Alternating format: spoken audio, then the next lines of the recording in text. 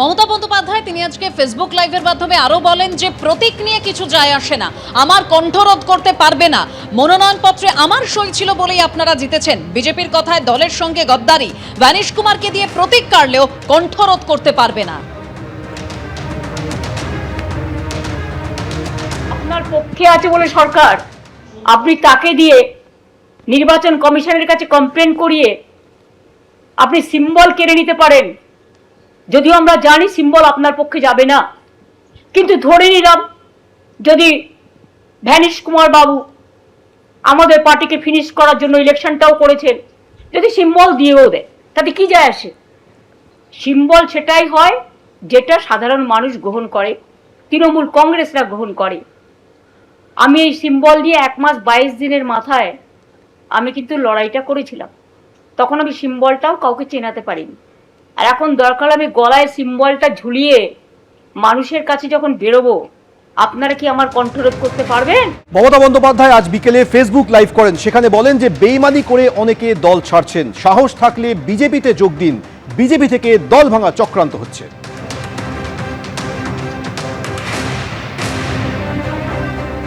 2 মাসও ধৈর্য ধরতে পারলেন না, 2 মাসও ধৈর্য ধরতে পারলেন না, এত তাড়াতাড়ি দলের সাথে বেইমানি করে চলে গেলেন।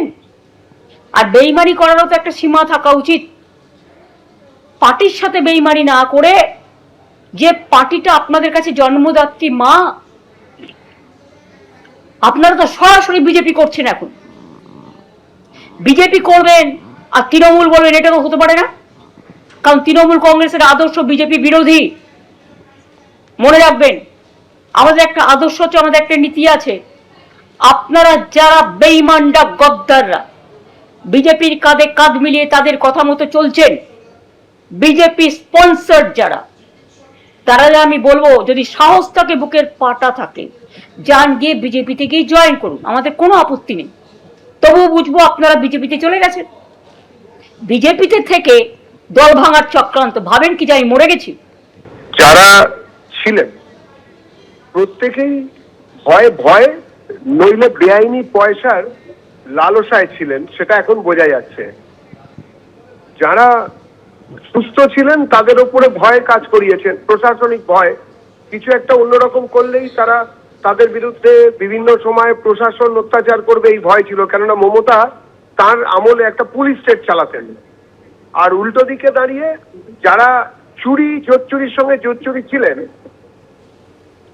তারা প্রত্যেকেই ওই টাকার ভাগ নিতেন, এবং সেই জন্যই তারা তাদের দলে ছিলেন। আমরা বলেছিলাম, বারবার বলেছিলাম, রাষ্ট্রবিজ্ঞানের সূত্র অনুযায়ী, এবং রাষ্ট্রবিজ্ঞান যদি সত্যি একটি বিজ্ঞান হয়, তাহলে মমতা বন্দ্যোপাধ্যায়ের তৃণমূল কংগ্রেসের 15 বছরের শাসন চলে যাবে। মমতা বন্দ্যোপাধ্যায় আজকে যখন ফেসবুক লাইভ করে বিজেপির চক্রান্তের কথা বলছেন, গদ্দারির কথা বলছেন, আর ঠিক সেই দিনই তার কিছুক্ষণ আগেই দলের সমস্ত পদ থেকে পদত্যাগ করলেন তার দীর্ঘদিনের ছায়াসঙ্গী চন্দ্রিমা ভট্টাচার্য, এবং তিনি গেলেন ঋতব্রত তৃণমূলে, বিধানসভায় গিয়ে ঋতব্রত তৃণমূলের সঙ্গে বৈঠকও করলেন চন্দ্রিমা ভট্টাচার্য।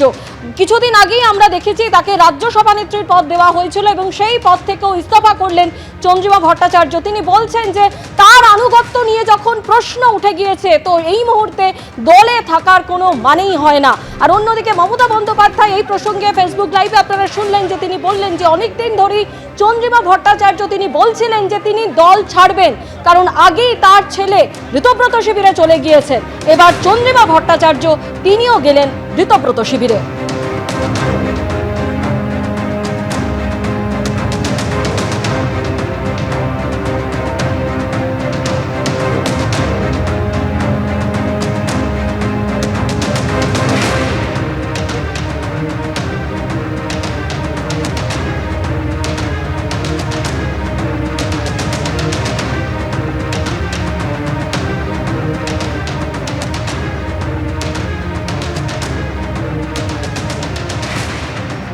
উনি অনেক দিন ধরেই এই ধরনের প্রলাপ বকেন, এবং এই প্রলাপের উল্টো দিকে দাঁড়িয়ে কোন রকম প্রতিক্রিয়া দেওয়াটার মতন ক্ষমতা আমাদের নেই, ওই প্রতিভা আমাদের নেই। ওদের দলের লোকজনই যারা বিভিন্ন সময় ওদের দলের সঙ্গে ছিল, লুটপাটে ভাগ নিয়েছে, তারা কে কার সঙ্গে থাকবেন, যেটা তাদের ব্যাপার। বড় ডাকাতের সঙ্গে থাকবেন নাকি ছোট ডাকাতের সঙ্গে যাবেন সেটা ওদের ব্যাপার, আমাদের কিছু এসে যায় না।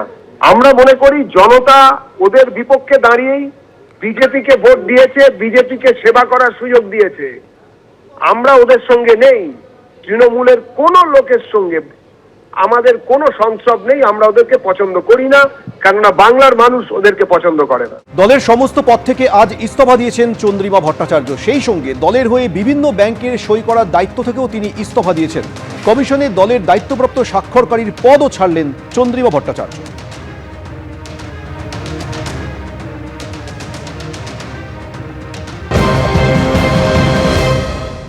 এখানে আমি উল্লেখ করেছি যে আমি স্টেট প্রেসিডেন্টের পদ থেকে এবং আর যতগুলো পদ আছে আমি আছি তার থেকে আমি রিজাইন করলাম, এবং তার সাথে আমি অনেকগুলো ব্যাংকে সিগনেটারি হিসেবে রয়েছি, অথরাইজ সিগনেটারি। আমি সেইগুলো ব্যাংক থেকে authorise signatory all India Trinamool Congress সহ অনেক রিলেটেড আরও কতগুলো সংস্থা তারও আছি, সেগুলো থেকে আমি উইথড্র করছি। আমি মমতা বন্দ্যোপাধ্যায়, শ্রদ্ধেয়া মমতা বন্দ্যোপাধ্যায় তার কন্ট্যাক্ট পার্সন হিসাবে, অথরাইজড কন্ট্যাক্ট পার্সন হিসাবে ইলেকশন কমিশন অফ ইন্ডিয়ার সাথে আমি ছিলাম কন্ট্যাক্ট পার্সন হিসাবে অথরাইজ। সুতরাং সেখান থেকেও আমি নিজেকে উইথড্র করছি এবং আমি যথাযথ টাইমে বলে দেব ইলেকশন কমিশনকেও, সেটা আমি জানিয়ে দেবো। এত কঠোর সিদ্ধান্ত নিতে কি একটু মন ভার হচ্ছে? সেটা হচ্ছে, হয় কিছু হয়, জীবন চলার পথে অনেক কিছু হয়, বয়সও তো আমার অনেক হয়েছে, দেখছি অনেক ঘাত প্রতিঘাত মধ্যে দিয়েই তো আমরা এই জায়গায় আসি। সুতরাং ঠিক আছে, জীবনের পথে চলে, আমরাও চলবো। তৃণমূলের হাঁড়িতে মধু নাই, সেটা ছাড়তে হবে। এর থেকে আবার পরিষ্কার কি হতে পারে? আদর্শহীন মানুষ মৃত মানুষের নাই। এদের আদর্শ আছে? সারা ভারতবর্ষের অঙ্গরাজ্যে সেই তার সময় একটা মহিলা অর্থমন্ত্রী ছিল না, তখন মমতা ব্যানার্জি যাকে, যিনি অর্থমন্ত্রী না অর্থনীতিবিদ না হওয়ার পরও একজন আইনজীবীকে অর্থমন্ত্রীর চেয়ারে বসিয়েছিলেন। আমি মমতা ব্যানার্জির চরম বিরোধী, তার আমি চরম সমালোচনা করি, কিন্তু তার কাছ থেকে যারা প্রিভিলেজ নিয়ে আজকে এইগুলো তার সাথে আচরণ করছে, তারা আমার নজরে আদর্শচ্যুত, আদর্শহীন। চন্দ্রিমা ভট্টাচার্য আজকে ইস্তফা দেওয়ার পর সেই ইস্তফা পত্র মমতা বন্দ্যোপাধ্যায়ের কাছে পাঠান, যে পদত্যাগ পত্রে অত্যন্ত তাৎপর্যপূর্ণভাবে মমতা বন্দ্যোপাধ্যায়কে প্রাক্তন মুখ্যমন্ত্রী হিসেবে উল্লেখ করেছেন তিনি। আর মমতা বন্দ্যোপাধ্যায় চন্দ্রিমা ভট্টাচার্যের এই পদত্যাগ নিয়ে বলেছেন যে অনেক দিন থেকেই চন্দ্রিমা বলছিল পদত্যাগ করবে, ওর ছেলে তো আগেই ওদের সঙ্গে হাত মিলিয়েছে। উনি অনেকদিন ধরেই আমাকে বলছিলেন পদত্যাগ করবেন, কারণ ওনার ছেলে গিয়ে অলরেডি হাত মিলিয়েছেন। আমার তার জন্য কিছু বলার নেই, ভালো বুঝেছে হাত মিলিয়েছে, তাদের লাগেজ ব্যাগেজ থাকতে পারে, কিন্তু আমি তো হাত মেলাবো না। আপনারা একজন কোথায় গেলেন কি না গেলেন, I don't care, I ignore all of you. কারণ আমি নেতা চাই না, আমি কর্মী চাই। কেউ কেউ আবার মৃত্যুও কামনা করছেন, শুনেছি ফোন করে করে বলছেন কদিন আর বাঁচবে। আর আমি এখন অনেক দিন বেঁচে আছি, আর আমার পরের জেনারেশনও বাঁচবে, তারপরের জেনারেশনও বাঁচবে, তারপরের জেনারেশনও বাঁচবে। আপনারা এই সিম্বলে জিতে এসছেন, আর আজকে বিদ্রোহী, কিসের বিদ্রোহী? ইলেকশনের আগে পর্যন্ত বিদ্রোহ ছিল না?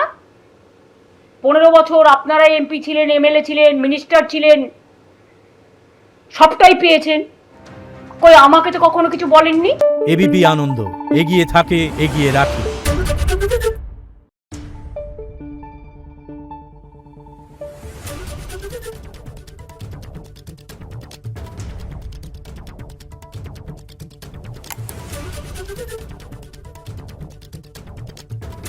Thank you.